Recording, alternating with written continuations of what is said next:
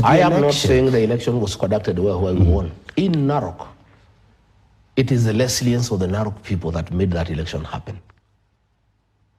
The officer commanding police station Narok was forced by the DIG to surrender command to Bete Maina, the women rep for Murang'a, and he said no. Rigathi Gachagua has proved that he knows how to do political bargain, and you might end up misreporting him, but he has proved that he is very smart politically. Now, this journalist asked Rigathi Gachagua that why is it that he is castigating the same IEBC, saying that they did not conduct free, fair, verifiable, and transparent elections, yet they also won some seats. Isn't it a double speaker? Gachagua did tell him, it doesn't mean that we won, that the elections were free, fair, verifiable, and credible. The environment was not offering that. It was the resilience of the electorate in those areas in which we did win. Who is this guy? Listen to the responses of Rigathi Gachagua to prove my point that is actually developed in this political journey. As you look forward to the main dance, Mr. Gachagua, one would say in area that you performed very well, you've heaped praise on the performance. That means it is an election as well that was carried out by IEBC. The areas that the United Opposition performed poorly, you say that election was rigged. One would say that is doublespeak because it is the very same institution that carried out the election. I am not saying the election was conducted well we won. In Narok, it is the resilience of the Narok people that made that election happen.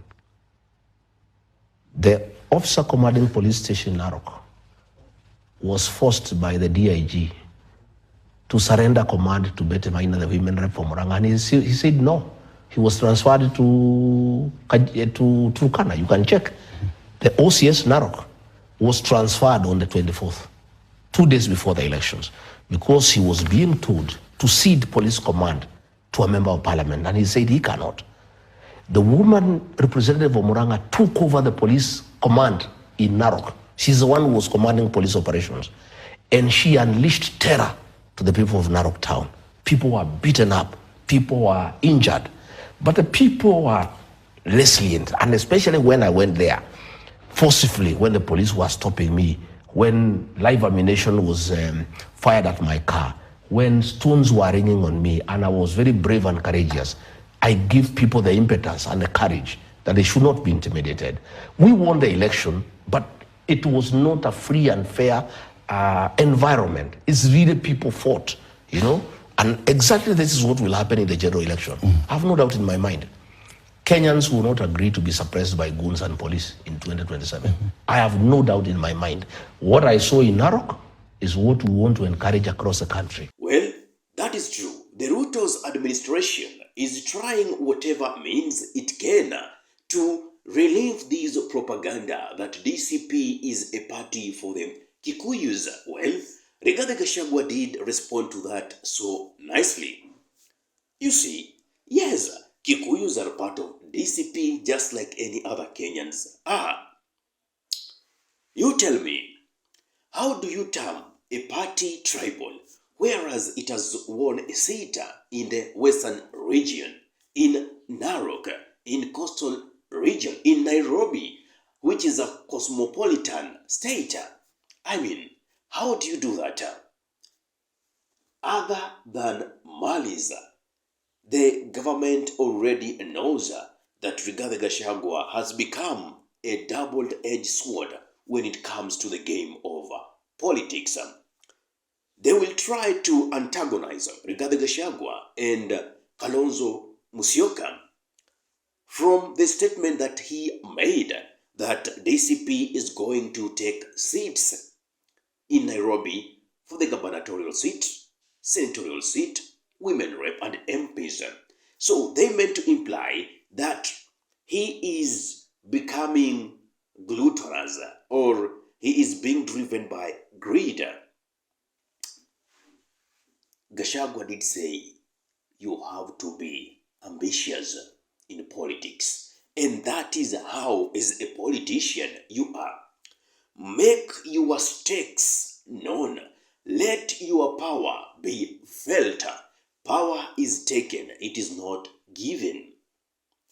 We may vote for you, but again, before we vote for you, if you are in a coalition, it is the mandate of you who are in a coalition to know which areas are we fielding, which candidates who are strong enough, both in popularity and in terms of being ideological.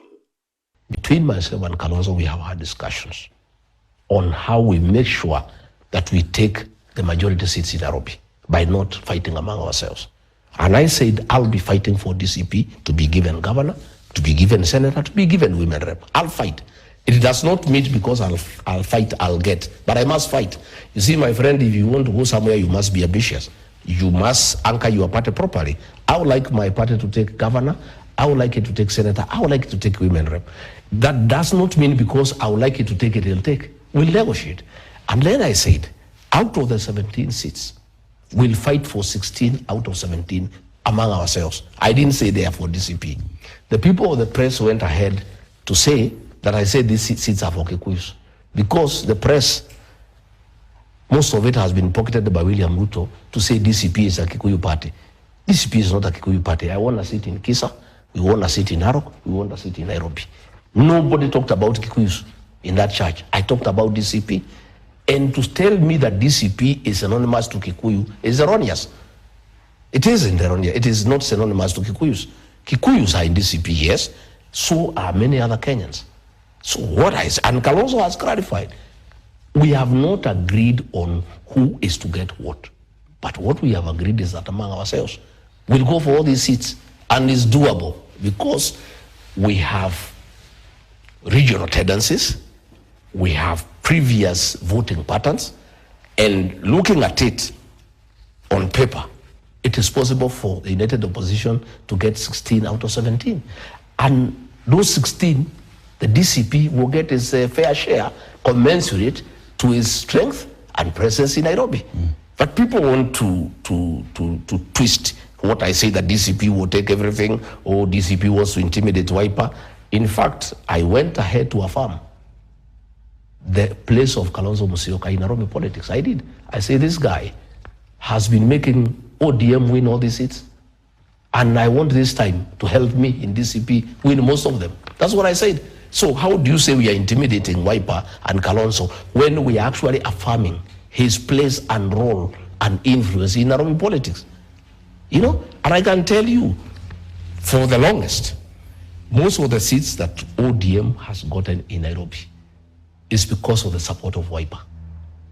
It is that support I'm looking for. Pure truth. Leadership is not something you get in a silver platter. Time and again, I have said over here, Rigathi Gachagua, the one we knew pre-election and a few days post-election, is not the Rigathi Gachagua we see right now. And you see, politics has a way of shaping, seeing candidates to be weaker, and later on they emerge strong. The impeachment of Rigathi Gachagua, if you ask me, did him more good than harm. What if Rigathi Gachagua decided to be quiet, follow orders from Ruto's administration? Well, he will still be the deputy president. But what will be the eligibility of them being voted in back in 2027, knowing so well that they have betrayed the same principles that they staged pre-elections or during the campaigns? Who would again believe them? Who would again wake up early in the morning to give them that vote? It will be betrayal.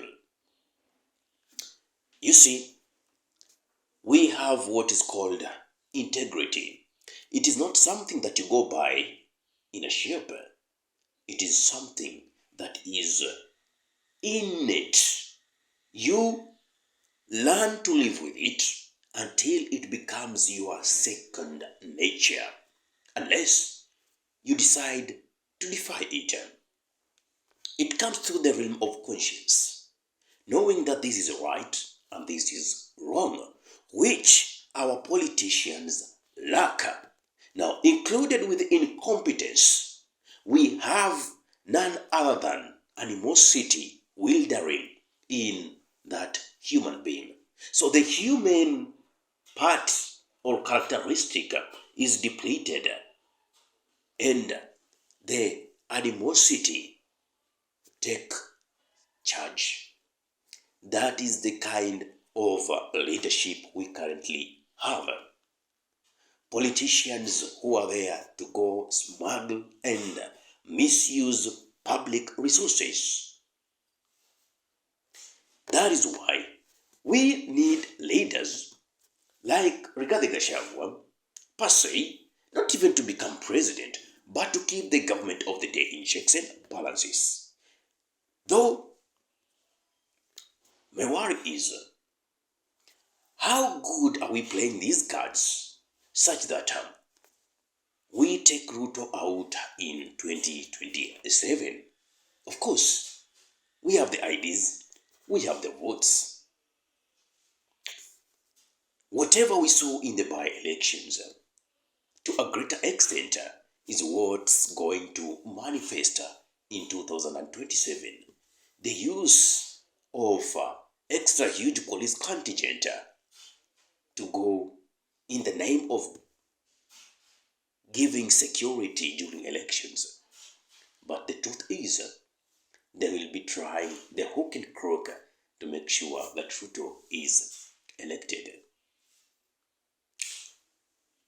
What strategies are the opposition going to come up with to make sure that this regime doesn't surpass the will of the people?